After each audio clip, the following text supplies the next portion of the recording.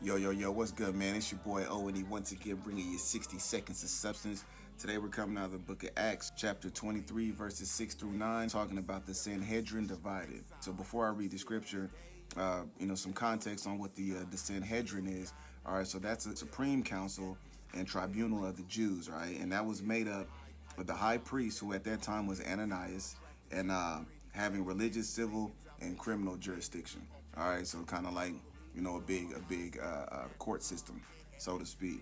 All right, and so it says, when Paul perceived that one part was Sadducees and the other Pharisees, he cried out in the council, Men and brethren, I am a Pharisee, the son of a Pharisee. Concerning the hope and resurrection of the dead, I am being judged. And when he had said this, a dissension arose between the Pharisees and the Sadducees, and the assembly was divided. For Sadducees say there is no resurrection and no angel or spirit, but the Pharisees confess both.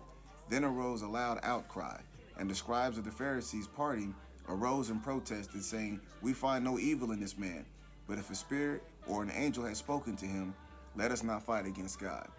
Paul had the wherewithal to realize what was going on, and he assessed the two sides, one being the Sadducees, who has no belief in death, burial, and resurrection, and the Pharisees, who do believe in that. And so he confessed to them that he is a Pharisee, right? Understand both sides were Jews, but when they realized, or before they realized he was a Pharisee, they considered him to be an outcast or a Greek or a Gentile. And so both sides were willing to cast him out, do away with him and kill him.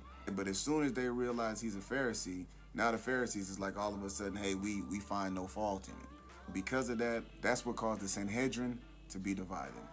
That's your 60 seconds of substance. And remember, God is inspirational substance.